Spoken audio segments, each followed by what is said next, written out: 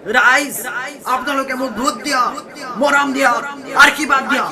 মই আপোনালোকৰ সকলো সমস্যা 100% দূৰ কৰি দিম, ৰাস্তা পকা কৰি দিম, মথাউৰি বনাই দিম, সকলো সমস্যাই দূৰ কৰি দিম। মাথো আপোনালোকে মোক ভোট দিয়ক।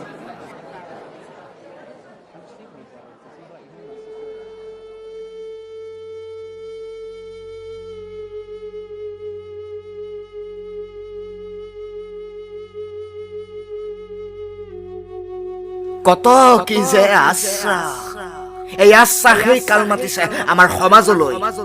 কালিলৈ পৰহিলৈ বুলি মিছা প্ৰতিশ্ৰুতি দি নেউলৰ ৰূপ ধৰিছে ৰজা ঘৰিয়াই, আৰু তাৰ মাজতে সুবিধা বিচাৰি জোপ মাৰি ফুৰিছে এচাম সমাজ সচেতনে।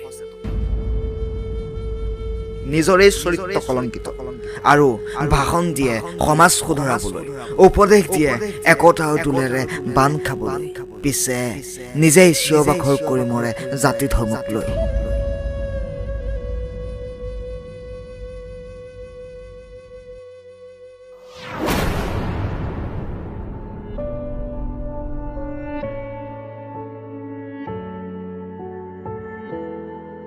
প্ৰতিটো গলিত ধৰ্ষণ হৈয়ে থাকিব, প্ৰতিখন গাঁৱত ডাইনী সন্দেহত নিৰীহৰ হত্যা হৈ থাকিব, প্ৰতি ঘৰতে যৌতুক খুজি আত্মহত্যা চলিয়ে থাকিব, যেতিয়ালৈকে আমাৰ মনত থকা ৰাৱণৰূপী কুসংস্কাৰ ভাণ্ডাৰটো জ্বলাই ছাই কৰি নেপেলাওঁ।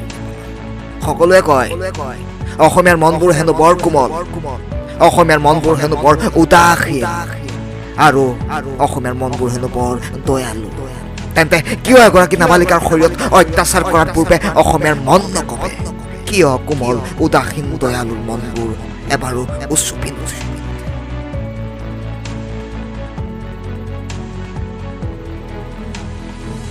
আমি কেৱল চিঞৰিব জানো, আনৰ বদনাম গাব জানো, কিন্তু কেনেকৈ মনটোক চাফা কৰিব পাৰি সেই কথা এবাৰো নাভাবো।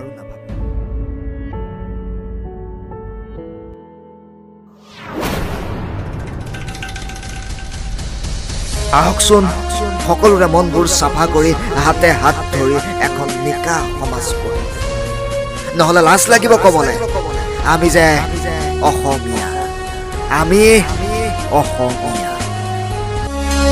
জয় আই অসম, জয় আই অসম, জয় আই অসম কৈ মাথো চিঞৰিলে পাৰিবা জানো দেশ জিনিবলৈ, মাথো চিঞৰিলে পাৰিবা জানো